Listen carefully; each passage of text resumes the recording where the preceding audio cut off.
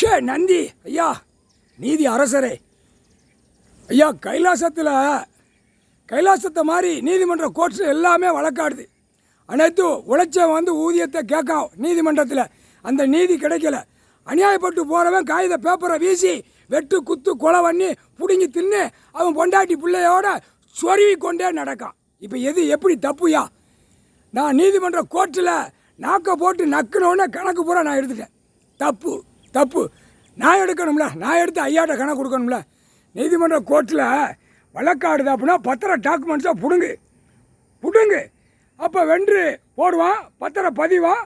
இவன் government wheel சேரில் உட்காந்து அவங்க ஆட்டிக்கிட்டு இருப்பான். அதுதான் அரசியல் ஓட்டு முத்திரை வாங்கி சண்டை ஓடுங்கடா, அங்கிட்ட அவன் ஆடட்டும் இங்கிட்ட அவன் ஆடட்டும், எல்லாம் அதிகாரி பூரா நியமித்து வச்சு அநியாயப்படுத்துதான். இது எவ்வளோ பெரிய தப்பு. பத்திரம் போட்டு 6:15 மணி உள்ளே வாரான். நான் வெளியே உட்காந்துருக்கேன் ஐயாவுக்கு முன்னாடி. 6:15 சாயந்தரம் மாலை டைம் நீதிமன்ற கோர்ட்டில் கிடப்பான். ஒருத்தன் பத்திரம் போடுறேன், கவர்மெண்ட் வேலை பார்க்கான்.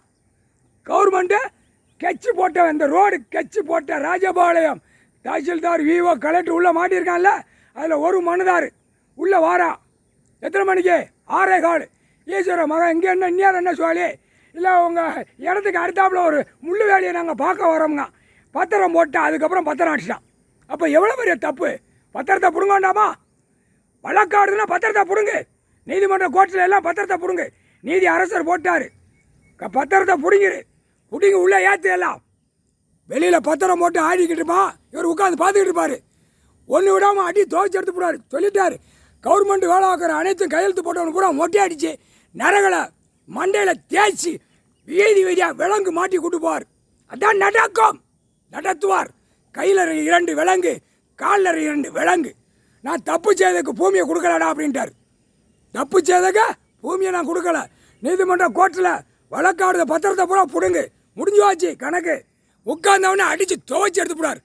கைலாசத்தில் இருந்து பிடுங்கு பத்திரத்தை பிடுங்கு. நீதிமன்றத்தில் ஏற்று. தெற்கு போல ராஜபாளையம், சிலுவத்தூர், மதுரை, சென்னை, மெட்ராஸ், தமிழ்நாட்டுக்குள்ளே உள்ள கணக்கு போட்டார். அடுத்தாப்புல ஒவ்வொரு மாநிலமாக எடுப்பார். பத்திரத்தை வழக்காடுதா தூக்கு. நீதி அரசர் கணக்கு போட்டார். திங்கட்கிழமை நீதிபதி சர்ச்சி கணக்கு எழுதிடுவார். முக்கால் சத்தியம்.